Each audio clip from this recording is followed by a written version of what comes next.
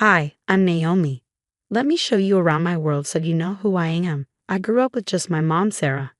She was a nurse, always busy but somehow managing to take care of us. We didn't have much, but she worked hard to make sure I never felt like we were lacking. Every evening, when she sat down at our kitchen table tired, she'd tell me about her day, how she helped an old man walk again or comforted someone who was alone. It made me want to help people too, but with less blood involved, so I chose biology. As for my dad, I never knew him. He was gone before I could even crawl, and Mom didn't talk much about him. It was just us, and that was okay. School was my thing, especially science. I loved learning about cells, genes, and the reasons behind life. After college, I ended up at a pharmaceutical company, working with compounds to create useful things. But it wasn't all work. My friend Jess made sure I had fun too. She took me to parties, urging me to loosen up. That's where I met Alex. "Come on, Naomi, you like this guy," Jess nudged me one night at a backyard party. She had that mischievous grin. "Just talk to him. His name's Alex. He's cute, funny, and into music as much as you're into science." I rolled my eyes but was secretly curious, so Jess guided me through the crowd at the party, past the guys trying too hard to dance, to where Alex stood awkwardly with a beer. Jess introduced us enthusiastically. "Hey Alex, this is Naomi," she said with a little too much excitement. "Naomi, meet Alex, the only other person I can stand for more than an hour." We ended up chatting the whole night about everything from the latest rock album to the quirkiest science facts. Turns out, Alex was into biology too, but more on the corporate side. His dad ran a toilet paper company, which I found hilarious. "A toilet paper tycoon, huh?" I teased. "Hey, everybody needs it," Alex shot back, laughing. "What about you? Saving the world one petri dish at a time?" "Something like that," I grinned. We clicked instantly. A year flew by with Alex, movies, late night talks, dinners with Jess teasing us for being too cute. Everything was great until he wanted me to meet his parents.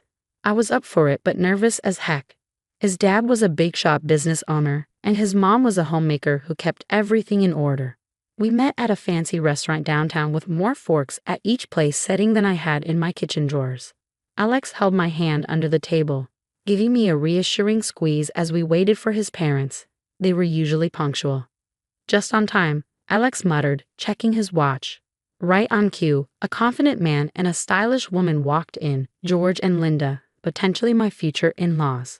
"Mom, Dad, this is Naomi," Alex introduced me proudly. Linda smiled, but it didn't quite reach her eyes as she looked me up and down. George, on the other hand, gave me a warm handshake. "Nice to meet you, Naomi. Alex has told us a lot about you," George said, settling beside his wife.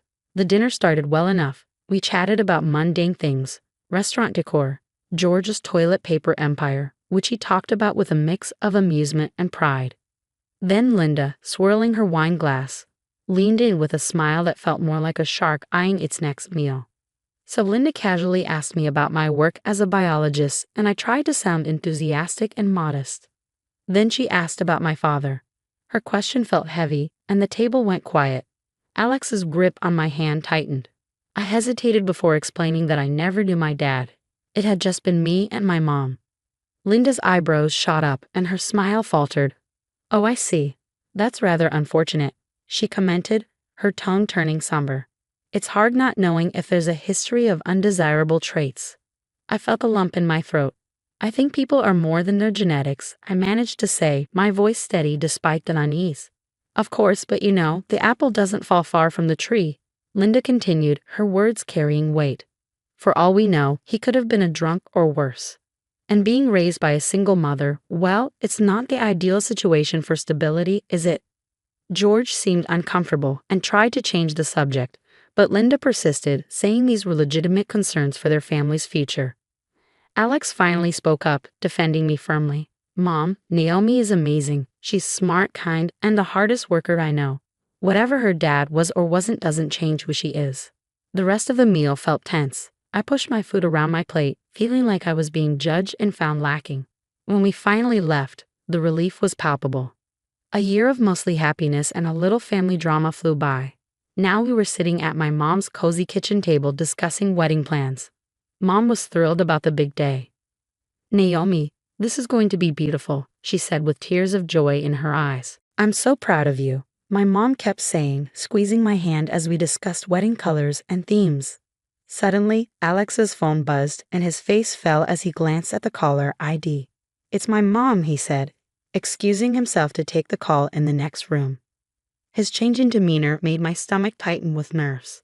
I exchanged a worried look with my mom, who mouthed, "Is everything okay?" Moments later, Alex returned, looking pale and shaken. "My dad had an accident. He's in the hospital." "We need to go now," he said urgently. We grabbed our things and rushed to the hospital. The drive felt agonizingly long, each second filled with dread. When we arrived, Linda, Alex's mom, was pacing in the waiting area, clearly distraught. "He lost consciousness while driving," she explained tearfully. "Thank God someone saw and called for help. He was supposed to be at a meeting. They're saying it's his lungs. They found a serious disease." My heart sank. "What do they say needs to be done?"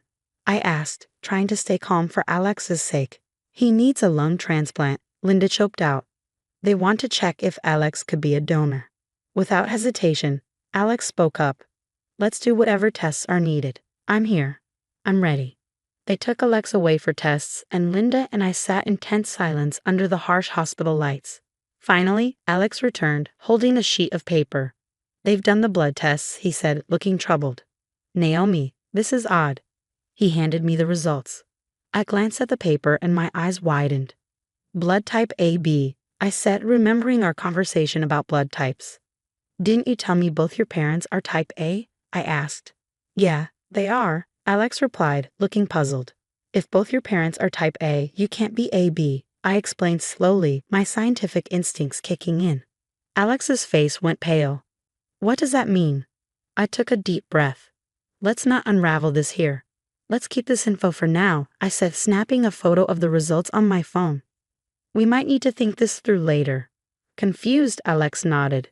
But before we could dwell on this, a doctor approached us. "Your fiancé isn't a match, unfortunately," the doctor said briskly, "but we're arranging for another potential donor. The surgery is urgent." We spent the next hours waiting anxiously, caught between medical updates and personal questions. Despite everything, my mind kept circling back to the mystery of Alex's blood type. Despite the lingering issue with Alex's blood type, I pushed it aside and focused on being there for him, hoping for his dad's recovery. After a successful surgery and Alex's dad's swift recovery, we decided not to put our lives on hold any longer. We went ahead with our engagement party, hoping for a celebration and a new beginning. We chose a lovely restaurant overlooking the river, thinking it would be perfect for a joyful night. I was busy making sure everything was just right, but my nerves were shot. My mom was running late due to a last-minute emergency at her clinic, which I knew would spark some snide remarks. Sure enough, as the guests started arriving, Linda took her chance. Dressed to impress, she arrived with a frosty air that could chill champagne. "Starting without the mother of the bride, are we?" Linda said loudly, making sure her voice carried. "Well, I suppose punctuality isn't valued in some families, Naomi dear. It's such a shame your mother's habits reflect so poorly on you," she continued, shaking her head. I clenched my jaw, forcing a smile. "She got caught up at work, Linda. Saving lives. She'll be here any minute," I replied, trying to keep my tone light despite my rising frustration. Linda tutted and shook her head, pulling some relatives closer. "It's always something, isn't it? An engagement dinner is a significant event, yet it seems some people don't treat it with the respect it deserves. It's just such behavior that makes one question the upbringing, doesn't it?" I took a deep breath, reminding myself that this night wasn't about Linda or her approval. Everyone who knows us understands and respects why she might be late.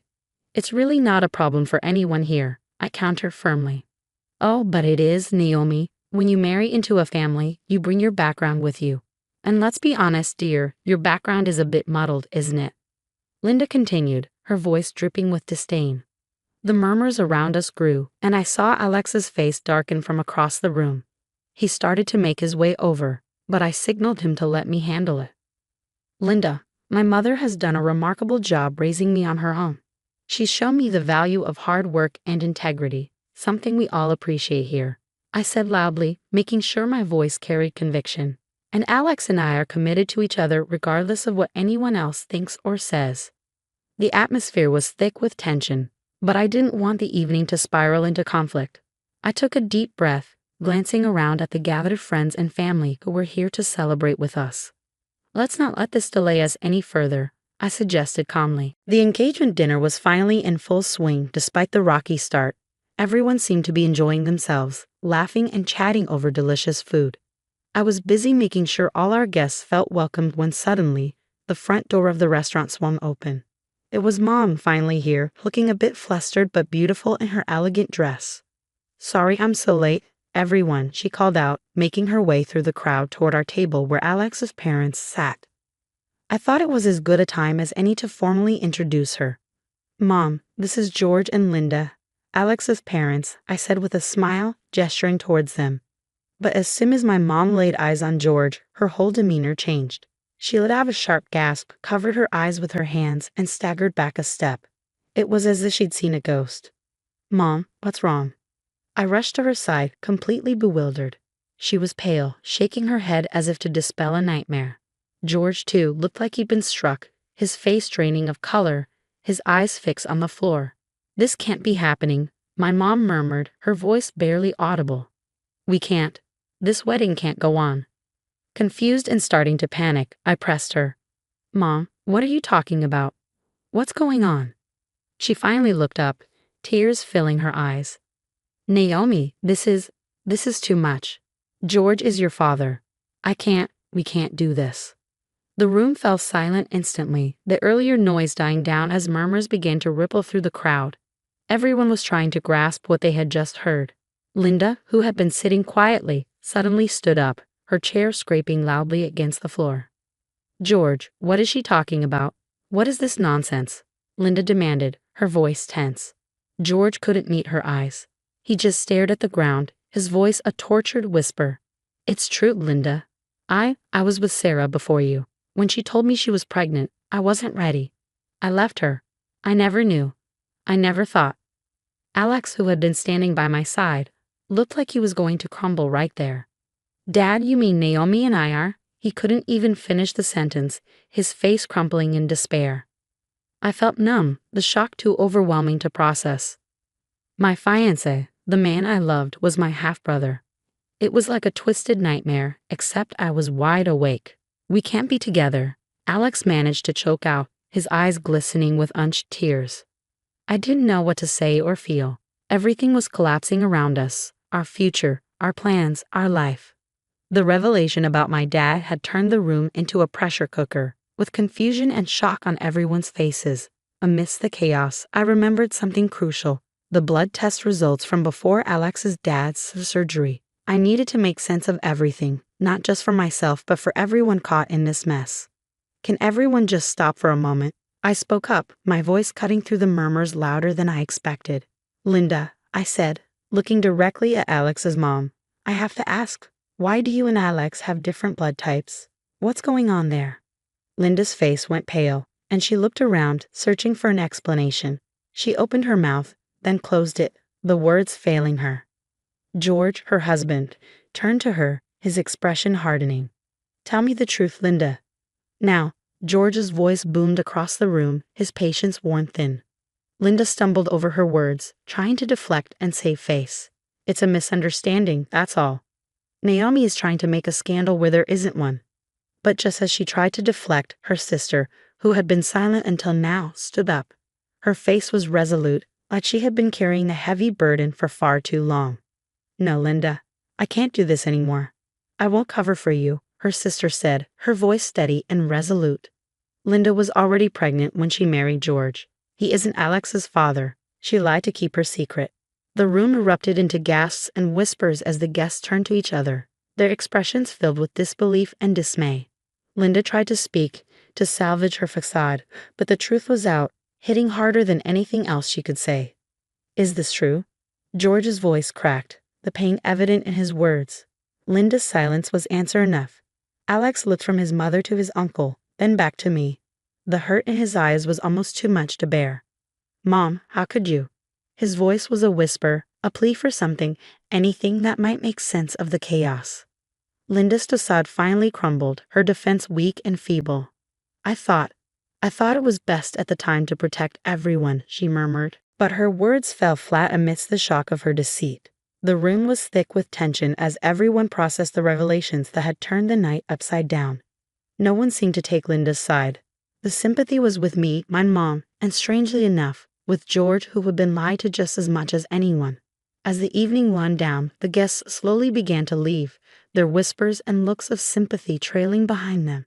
Alex stayed by my side, his earlier joy replaced by his somber quiet.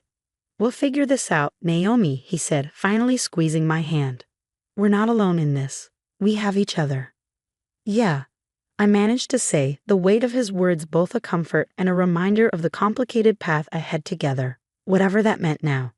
The days following the engagement dinner felt like walking through a fog. Alex and I had decided to take some time to ourselves to process everything.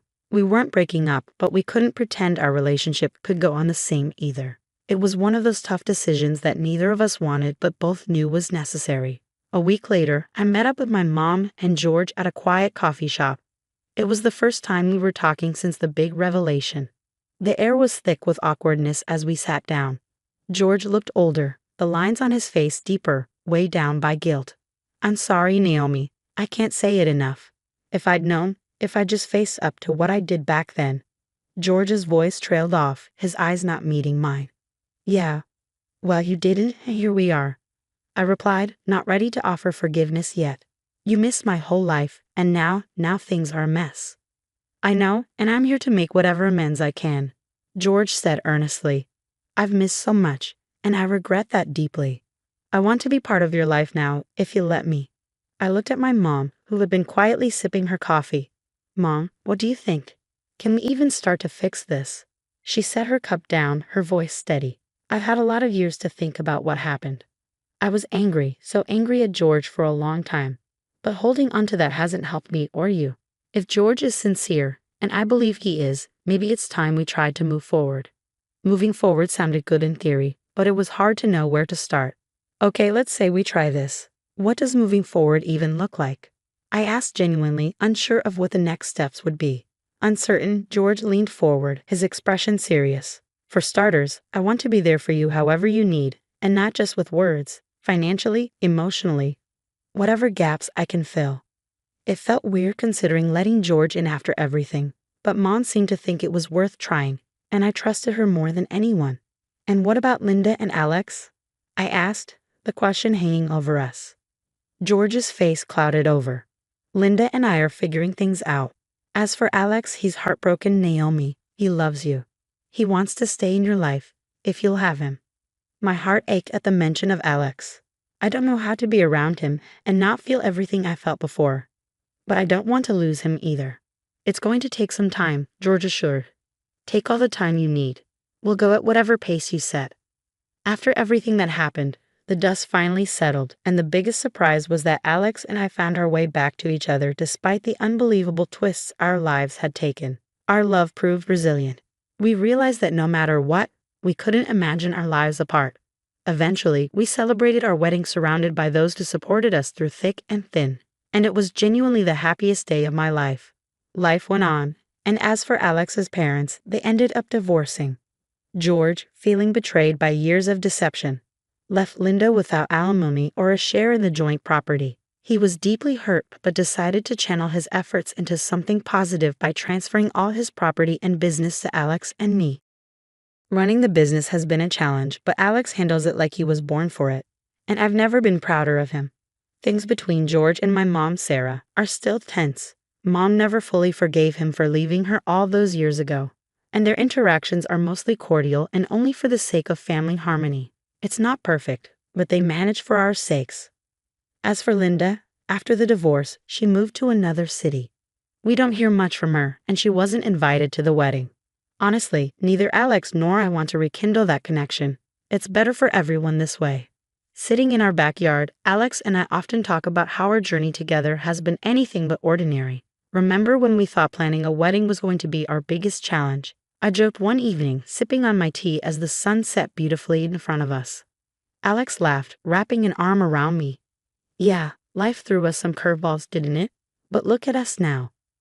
"Yeah, stronger than ever," I agreed, leaning into him. "I wouldn't change a thing about our story. We've come to understand that life doesn't have to be perfect to be wonderful. We faced challenges that would have broken many, but here we are, living proof that what doesn't kill you really does make you stronger. Our story isn't just about the struggles, but also about overcoming them, about love finding a way, and about building a future together, no matter what.